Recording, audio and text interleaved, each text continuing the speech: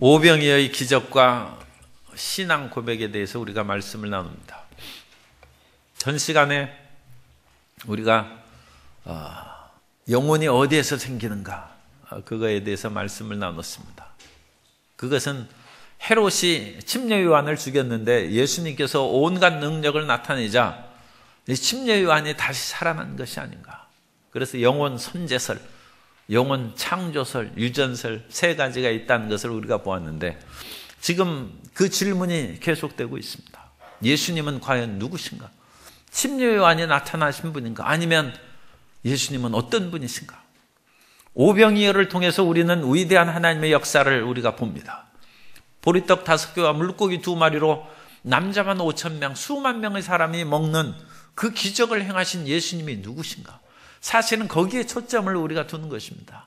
빵은 이 세상에 굶주린 사람도 무수하게 많지만 빵은 넘칩니다. 옛날 어릴 때 저는 듣기에 미국이 너무 밀 생산이 많아서 밀값이 떨어지자 태평양에 밀푸대를 던져버렸대요. 오늘날에는 환경공해로 그거 있어서는 안 되죠. 밀을 사서 그냥 태평양에 던져버렸다는 것입니다. 그래서 밀값을 올리는 것이죠. 세상에 굶주린 사람도 많지만 풍요함도 엄청난 것입니다. 그러므로 우리는 오병이어의 기적만을 바라볼 것이 아니라 그것을 통하여 그와 같은 일을 행하시는 예수님은 누구신가를 우리가 믿어야 됩니다. 그래서 예수님께서 어느 날 이제 제자들이 그리스도 예수 이름으로 위대한 복음 전도의 역사를 보고했어요. 그 말을 들으시고 한적한 벳세다 지경으로 가셨습니다. 갈릴리 바다의 북쪽에 있는 그런 그 지역입니다. 제자들이 예수님께서 자기 행적을 보고한 것처럼 우리도 주님 앞에 우리의 삶을 보고할 때가 있을 것입니다. 사실 우리는 저녁 밤에 자기 전에 기도를 하는데 그게 보고예요. 보고. 하나님, 낮 동안에 너무 피곤하고 고단하고 힘든 인생이었습니다. 그게 보고죠. 그러나 그리스도 예수의 도우심으로 성령의 인도하심으로 내가 살아남았습니다. 그걸 보고하는 거예요. 그래서 저녁에 보고를 잘 드려야죠. 그리고 마지막 때에는 모든 사람이 산자나 죽은 자나 다 하나님 앞에 자기의 모든 것을 이실직고 하는 날이 다가올 것입니다. 그래서 우리 인생은 보고서를 잘 준비하셔야 됩니다. 어쨌든 간에 이 제자들이 보고를 받으시고 주님께서 좀 한적한 곳으로 가셔서 주님께서는 가끔 그와 같이 수많은 군중들의 몰려드는 것과 그들을 치료하고 은혜 베푸시는 것에서 잠시 거리를 두고 한적한 곳에 가셨습니다. 그것은 사역은 하나님의 일이죠. 그 사역을 해서 하나님을 드러내고 치료하고 귀신을 쫓아내는 것은 일입니다.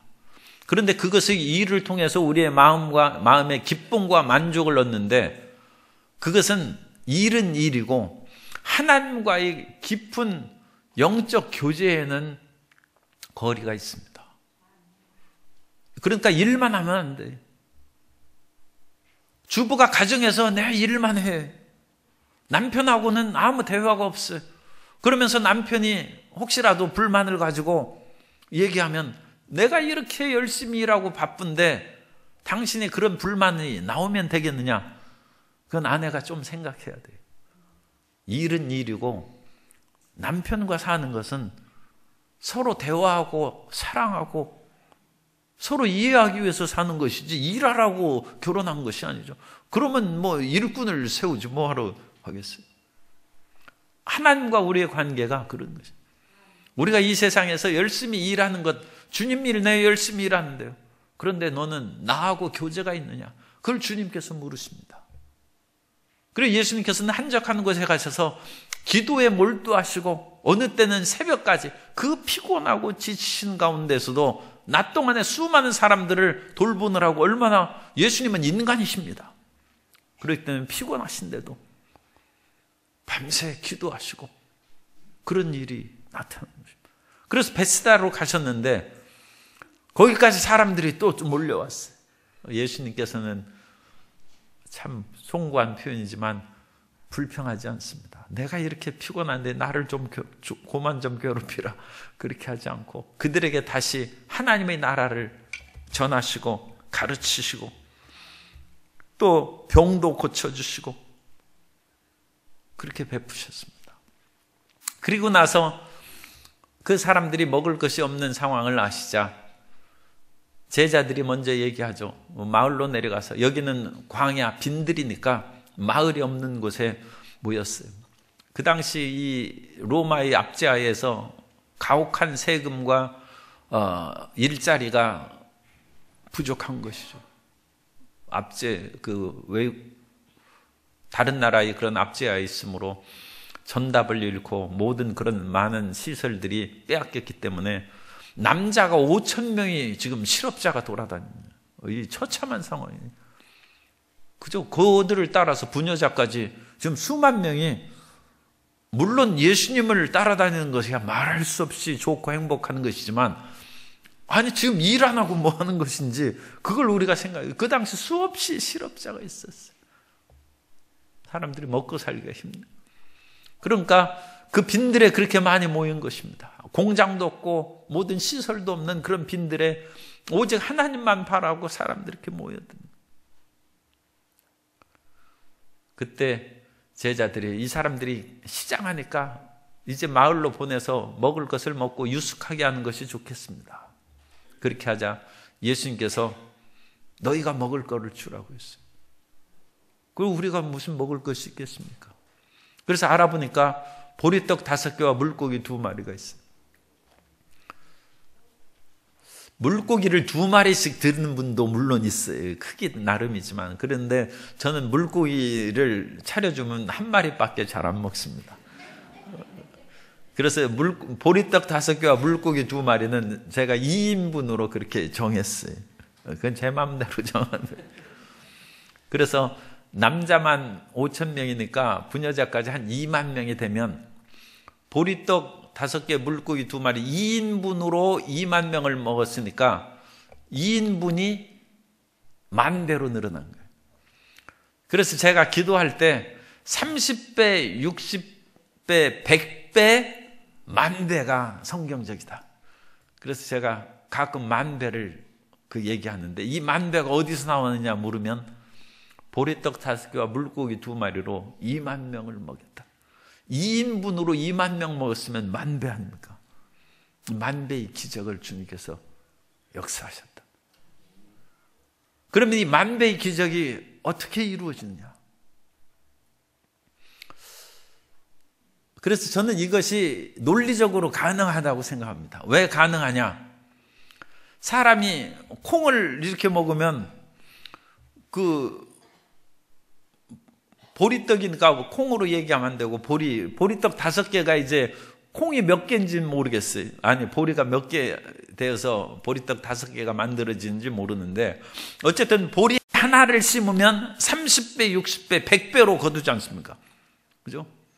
그러니까 보리떡 5개는 그 안에 보리알 수십 개 또는 수백 개가 하나님의 역사하심 가운데 가루로 만들거나 살아있거나 그것이 심어져서 30배, 60배, 100배로 거두어서 거둔 그것을 탈곡해서 그것을 가루로 만들어서 그것을 빵으로 만들면 하나님 안에서는 이 보리떡 5개가 그러니까 보리떡으로 생각하지 말고 보리 알갱이를 수백 개를 하나님 앞에 심었더니 100배, 10,000배로 거두고 하나님의 세계 안에서 그것이 순식간에 탈곡되고 가루로 만들어서 떡으로 딱 나온 거예요.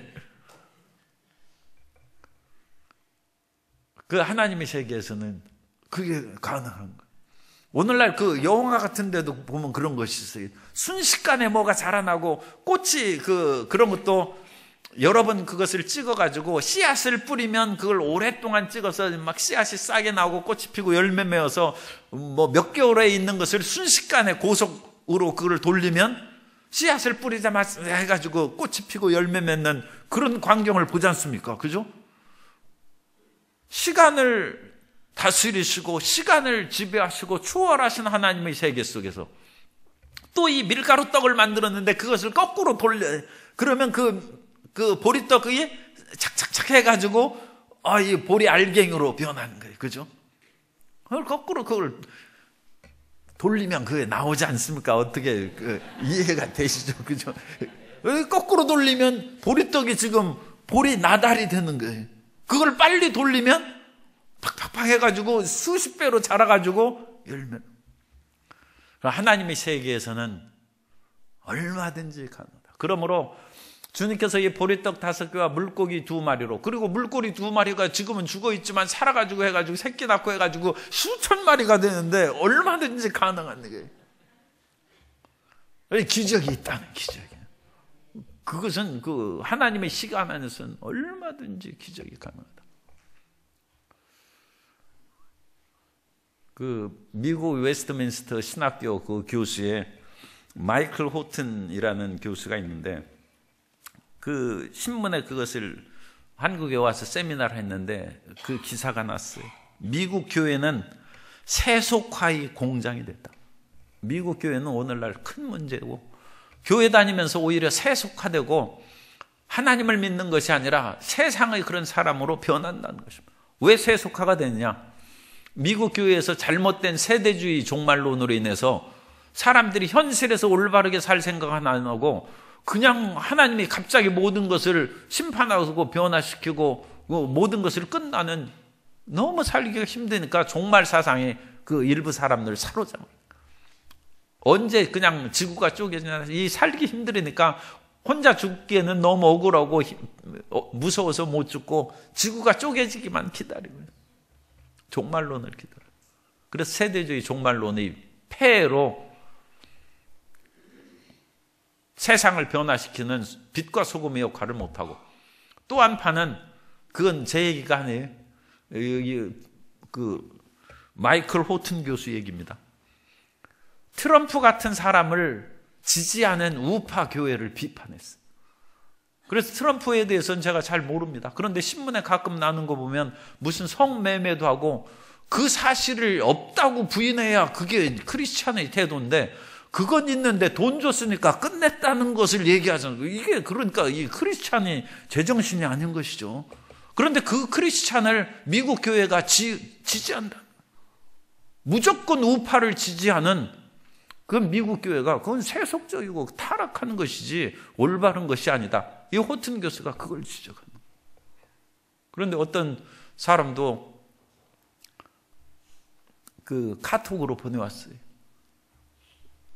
트럼프가 기독교회에 대한 그런 지지와 모든 다른 종교를 그렇게 물리치고 억압하는 그런 이제 연설을 했는데, 그걸 아주 훌륭하다고 해가지고 그거 여러 사람 돌려보내라고 보자고 나한테 왔어요.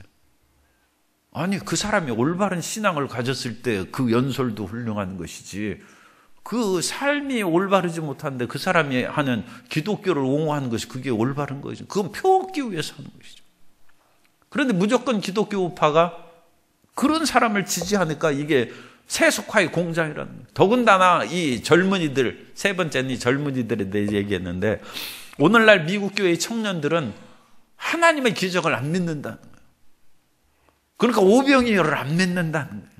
오직 믿는 것은 이신론, 디이즘이라고 하는 이신론인데, 이신론은 하나님께서 모든 것을 만들어 놓으셨고 오늘날에는 그러한 하나님이 만들어 놓은 우주 법칙에 의해서 모든 것이 진행되는 것이니까 오늘날 하나님 앞에 울고불고 기도하고 기적을 바라고 그럴 필요 없다는 청년들을 양산하는 미국 교회가 세속화된 것이다. 세속화의 공작.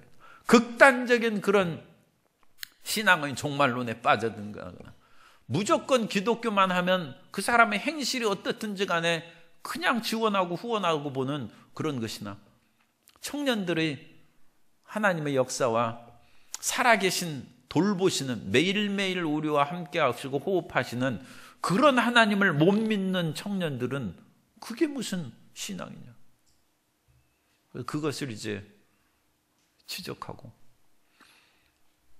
그런 세속화된 공장과 같은 교회의 상황에서 이제 벗어나야 되는 그런 길을 또한 얘기하고 있습니다만, 오늘날 우리가 이 오병이어의 기적이 우리 삶 가운데 매일매일 일어나고 그런 체험은 안 될지라도, 하나님은 멀리 구만리장천에 계신 분이 아니고, 하나님은 창조 후에 우리 삶하고 이제는 무관해서 우주 법칙이나 자연 법칙 또는 이 세상의 사회 법칙, 법과 질서에 의해서 모든 삶이 규정되는 그렇게 만드신 하나님이 아니라, 이런 모든 법칙과 규칙은 우리가 될 수 있으면 지켜야 됩니다.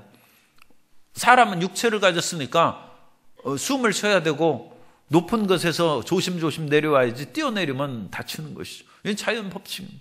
그러나 그런 속에서도 하나님께서 꼭 필요한 상황에 있으면 무리를 걸을 수도 있고, 오병이어의 기적을 베푸실 수도 있고, 물을 변하여 포도주로 만드시는 것이고, 아프면 병원 가야죠.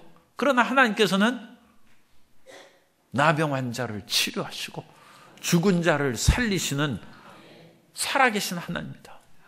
그걸 믿으라는, 그걸 통하여 하나님의 그런 위대한 역사를 체험하는 것입니다. 그러므로 예수님께서 오병이어의 기적을 행하셨을 때 사람들이 이제 예수님을 어떻게 생각하겠습니까? 우리 예수님은 일반 사람이 아니라는 것을 믿어야죠. 옛날 왕도 가난한 것은 해결 못한다고 했어요. 사실 절대적인 그런 빈곤은 하나님께서 이 우주에 주시지는 않은 것 같습니다. 그래서 이 지구상에는 모든 사람들이 먹고 살 것은 있다는 것이죠. 오늘날에도 마찬가지예요. 오늘날에도 수천만 명이 굶어 죽고 있습니다. 이 현대 21세기에도.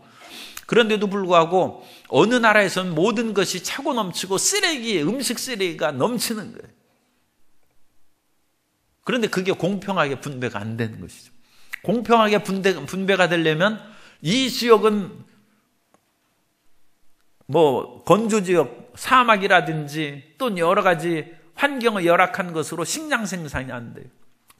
땅이 아주 척박하거나, 또 여기는 넘치게 생산이 돼요. 그것을 다 조정해서 나눠야 되는데 오늘날은 그걸 못 나눠주죠. 왜냐하면 여기는 이쪽 나라고 여기는 이쪽 나라니까 두 나라 사이에 무역을 하거나 거래가 있어야지 왜 무조건 밀을 주고 쌀을 주겠습니까? 쌀을 주면 여기에서 금덩이라도 있어야 되는데 금덩이도 없어요. 그럼 여기는 굶어 죽게 놔두는 거예요. 그러니까 지구의 주인이 있으면 모든 사람이 똑같이 나눠 먹고 살 수 있는데, 지구의 총체적인 주인이 없기 때문에 각자 자기 지역의 이해관계에 따라서 수천만 명이 굶어 죽고, 어느 나라에서는 비프스텍의 그런 아주 부드러운 살코기를 하나 먹기 위해서 소 한 마리를 죽이는 거예요. 나머지는 필요 없어요. 그런 아주 엄청난 그런 빈부의 격차와 삶의 분배의 불균등이 이루어진다는 것입니다. 예수님께서 이런 절대적인 가난의 문제를 오병이어를 통해서 해결했을 때 사람들은 예수님을 이제 생각하는 것이죠. 예수님께서 온 세상을 다스리시면 5,000명이나 지금 실업자들이 몰려다니고 굶주린 상황이 있는데 이 삶의 문제가 해결되지 않을까? 거기에 초점을 맞추는 거예요.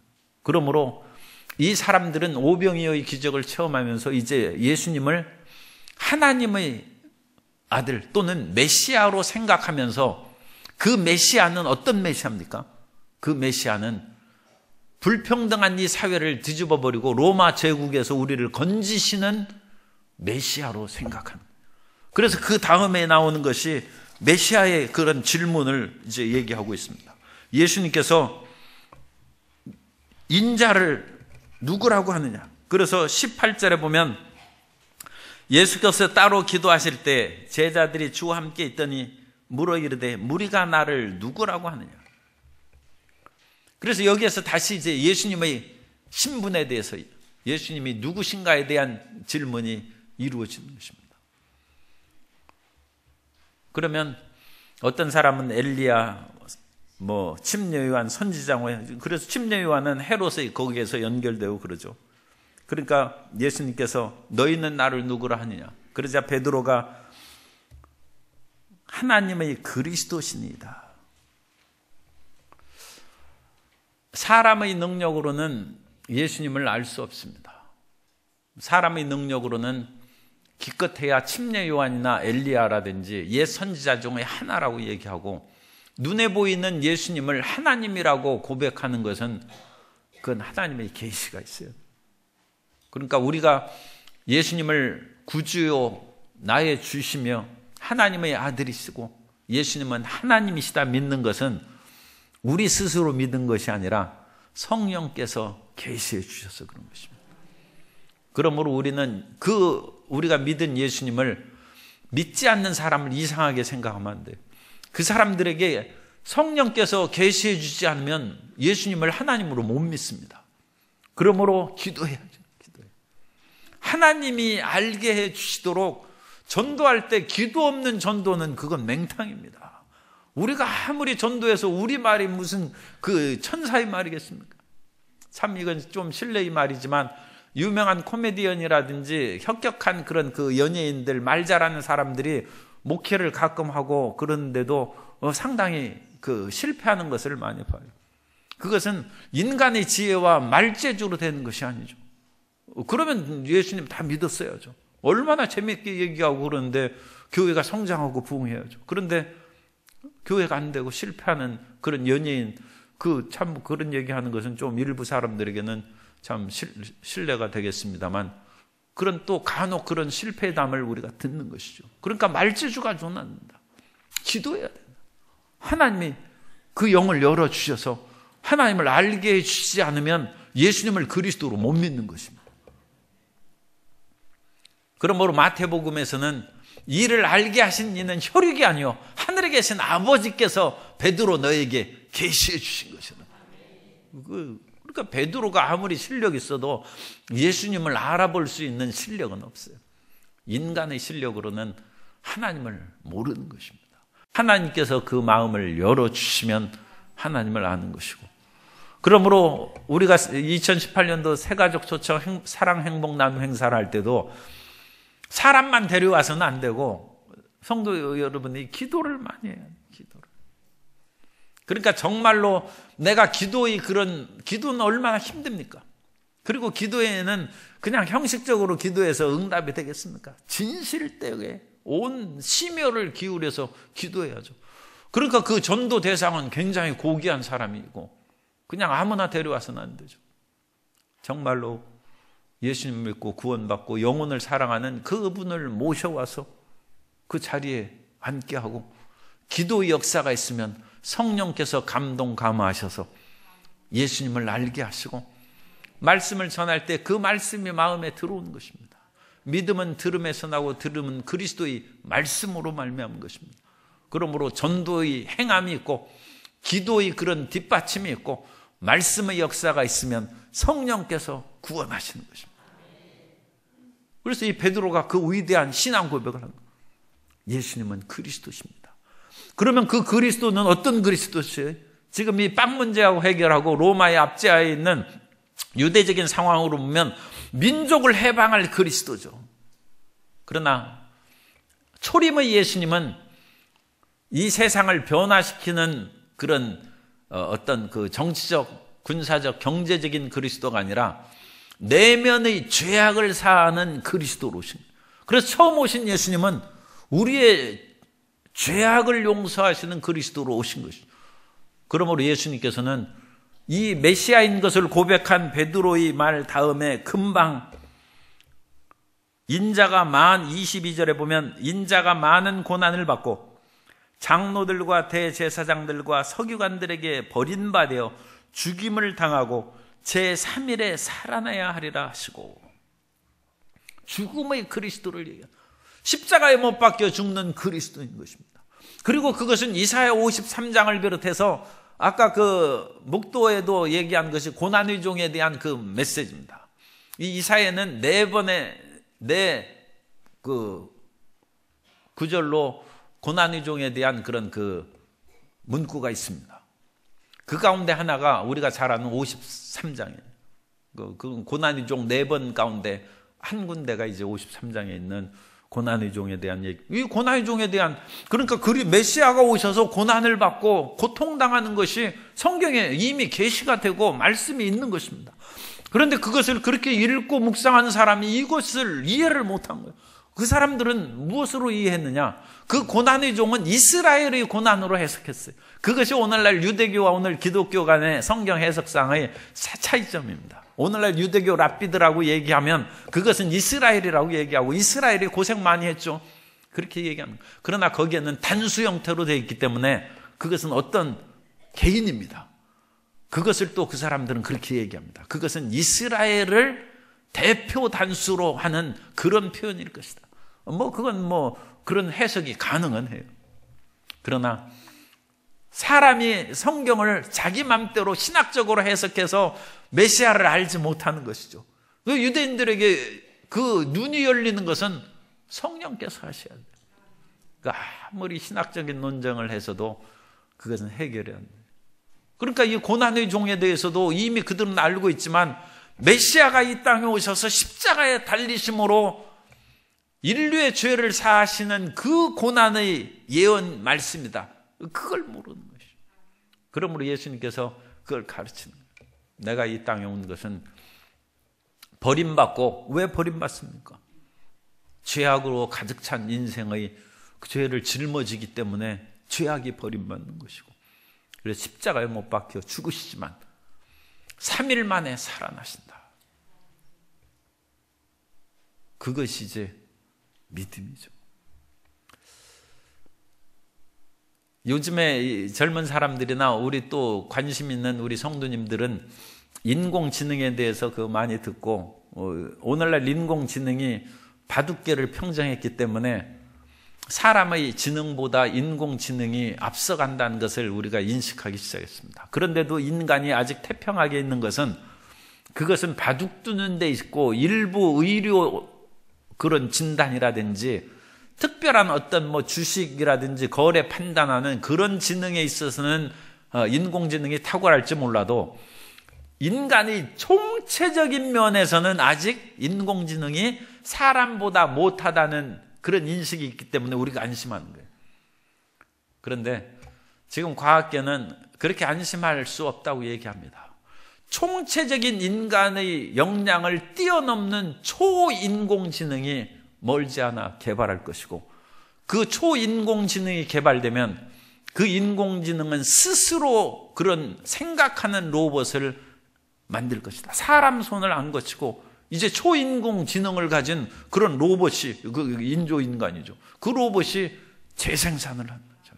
그때는 인간은 초인공지능의 지배를 받게 될 것이다. 그런데 거기에서 과학적인 그런, 제가 그런 것을 전공도 아니고 그러니까 깊이 읽고 그런 것은 아닙니다만, 어떤 그런 것을 보고 예견하는 철학자라든지 첨단 과학자들이 얘기해도 죄 문제가 없어요. 죄는 다루지 않습니다. 초인공지능에는 죄가 없어요. 죄의식도 없어요. 그러니까 초인공지능을 가진 그런 로봇이나 어떤 기계인간이 만들어지고, 또 그런 인공지능을 우리 생체에 이식하는 사이보그 같은 그런 기계도 아니고 인간도 아닌 그 옛날 600만 불의 사나이라든지 그런 소머즈 같은 것이 일종의 사이보그의 그런 원초적인 형태입니다. 기계를 일부분을 가하는 거예요. 그러니까 우리 눈이 지금 흐릿해가지고 안 보이지 않습니까? 그것을 정교한 그런 기계를 우리에게 넣으면 여기에서 백두산도 보이는 거예요. 그냥 그런 사이보그가 출현할 것이다. 그런데 거기에는 죄가 없어요. 종국적으로는 초인공지능 시대에는 하나님이 없어요. 그래서 우리는 하나님이 온 우주를 지으시면, 이것은 어느 한 지구 한 구석에서 이제 생기는 그런 것이죠. 하나님은 우주의 하나님이시고, 이 지구 한편에서 이루어진 것으로 인간이 너무 교만해서는 하늘에 계신 하나님께서 우수심이요, 시편 2편에 있는 것처럼 하나님을 생각해야 돼요. 그래서 혹시나 인공지능 때문에 잠 못 이루는 성도님을 위해서 제가 약간 말씀을 드리는 거예요. 하나님이 계시. 하나님이 계시고, 인간은 초인공지능으로 낙원이 오지 않습니다. 왜냐하면 거기에는 죄에 대한 문제가 없기 때문에 인간은 죄성이 가득하고 자기 욕심으로 사는 존재인데, 그것으로 만든 로봇 그런 것들에게도 이 죄의 문제로 서로 욕심이 갈등하면 지구는 파멸되는 것이죠. 그러나 인간의 어떤 생각 위에도 하나님이 사람을 지으시고 하나님이 지구를 관리하시고 온 우주를 다스리십니다. 그 하나님을 의지하고 기도하는 우리의 심령이 되어야 됩니다. 그래서 주님께서는 이 죄의 문제를 해결하기 위해서 십자가에 못 박혀 죽으신 후에 다시 3일 만에 살아나실 것을 말씀하신 후에 너희도 십자가를 져야 될 것이다. 그래서 제자의 길을 끝에 말씀합니다.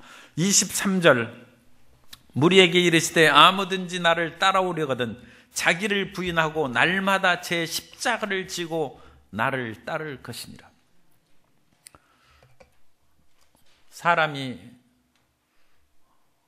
비록 상당히 지혜롭고 훌륭하게 만물의 영장으로 지어졌지만 주인은 아닙니다. 우리 스스로 살펴봐도 우리가 굉장히 독자적이고 자신 있게 살아가긴 하지만 내 생명을 내 맘대로 못하고 모든 것을 내 맘대로 못하지 않습니까? 우리가 주인이 아닙니다. 내 몸도 내 맘대로 못하는데 무슨 주인입니까? 그는 인간의 오만함을 버려야죠. 그러니까 주인의식을 자기가 충성하는 그런 면에서는 주인의식을 갖고 청지기로 봉사해야 되지만 이 모든 세상이라든지 자기 자신에 대해서 주인이라는 말을 십자가에 못 박아 그걸 버리고 누가 주인이면 하나님이 주인이야. 우리가 십자가를 지라는 것은 하나님을 주인으로 모시고 자기 자신을 부인하라는 것입니다. 우리가 있는 생명이 아무리 중요하지만 우리가 가진 생명은 자기 목숨을 얻고자 하는 자는 잃을 것이다 했는데 여기에서 목숨은 푸시케입니다. 이 푸시케는 동물적인 생명이에요. 흙에서 나온 생명으로 사라지는 푸시케입니다. 여기에서 목숨을 구원하자고. 그러니까 우리는 영원한 생명이라는 조회가 있는데 이 영원한 생명이 안에 우리가 이 사는 그 모든 목숨은 바람에 불면 사라져버리는 그런 인생이에요.